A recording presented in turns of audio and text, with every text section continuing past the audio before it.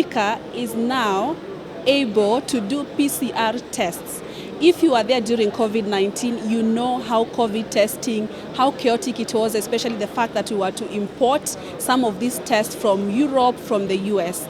But now as we speak, I'm seated with the very first lady, let me call her first lady, because she's founded a factory that is doing molecular diagnostics, and this is a big deal for Africa. So let's hear her story, let's hear how she came up with this and how this could be really a game changer in Africa and in Kenya, because we are in Kenya. My name is Purity Musianzuki, and welcome to the Purity Afya Show. All right, thank you so much. I'm so excited, I'm so happy because I'm a woman. I'm going to be very biased, but please introduce yourself to our viewers and tell us what brings you to Kenya. So my name is Dr. Salma Tammam. I'm the founder and CEO of REME-D, and REME-D is a developer and manufacturer of molecular diagnostics, so PCR tests that are used for COVID, but also HIV, TB, hepatitis, STDs, so a big portfolio of testing. So I'm here in Kenya today because earlier this year we have expanded out of Egypt, we're an Egyptian manufacturer, into Kenya by partnering with 𝐀𝐟𝐫𝐬𝐜 Medical. And it's been a very interesting, I would say, 6 months for us, because we were able to interact with different laboratories, hospitals, and research institutions, and we see the customer appeal to onboarding PCR testing that were developed in Africa to be used instead of, like you said, the shortage that we're faced with importations and so forth. Yes. Right. And of course, we know what motivated you to coming up with this is the shortage thing, and also Africa being, let me say self-contained when it comes to some of these things. But really, maybe you can share with us your story. You're the first one to do this. This shortage was witnessed by so many people, so many experts like you. But what really made you focus specifically on this niche? So during COVID, I used to be a university professor before starting this company, and during COVID, it was very obvious, like you mentioned, the shortage in testing. I mean, in my country, I would say up until mid-2020, it was very hard for a person who felt that they were sick to allocate a test. But as a university professor, we utilized government funding and formed a consortium, and were able to develop COVID test. And for me, this was a game changer, because we have a lot of brilliant African scientists that often, travel abroad for seeking better opportunities, or because they don't see themselves growing, in the research sector on the continent.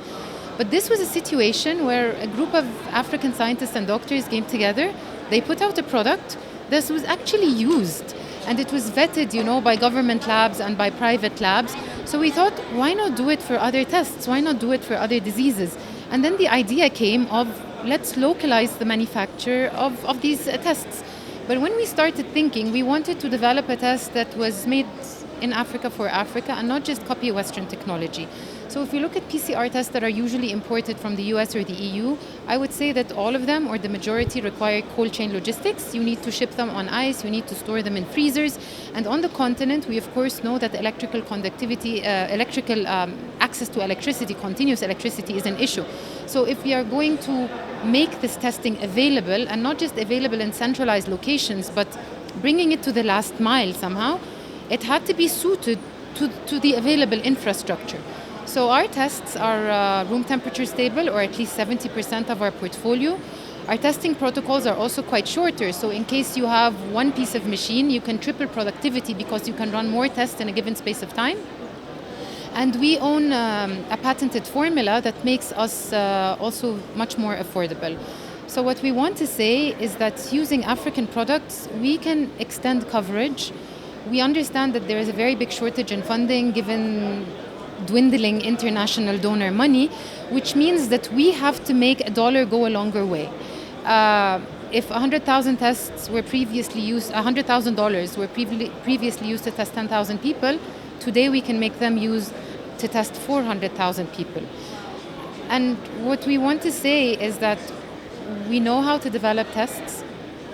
We can solve our own problems using our own scientists and engineers.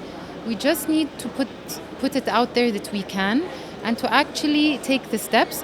And also on the other side, put the problems that face us out there, and maybe, seek policy changes and government to help solve for these problems.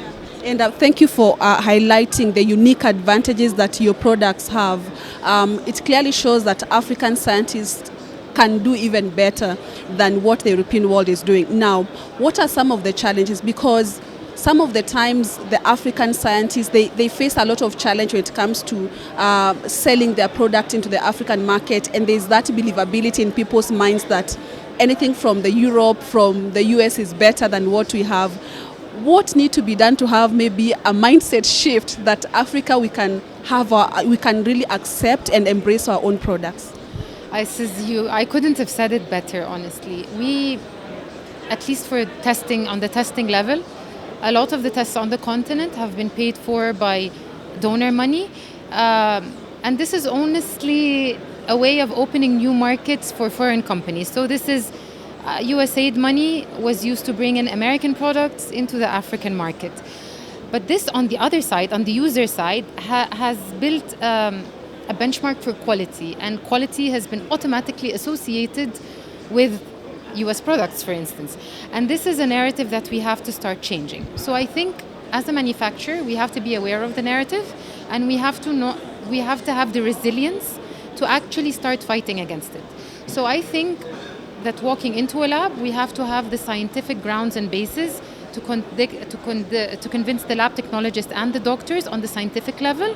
We have to understand that there is a trust gap that we need to fill, which means that we will go into a lab, we will offer our products for trial, we will offer free trials, and then after 1, 2, and 3 success stories, this narrative will automatically change. So we have to be resilient, we have to understand the cost associating with filling the trust gap and be ready to fill it, and understand that this is a process that will take time. The field that you're in is male-dominated. How did you just wake up and say, I'm going to break this chain and do something so excellent that even the other world might be benchmarking from Africa for this one? Yes. I honestly, at the beginning, I did not acknowledge, the fact that it was male-dominated. But as we move forward, I've been put in situations that has made it super clear that it is male-dominated.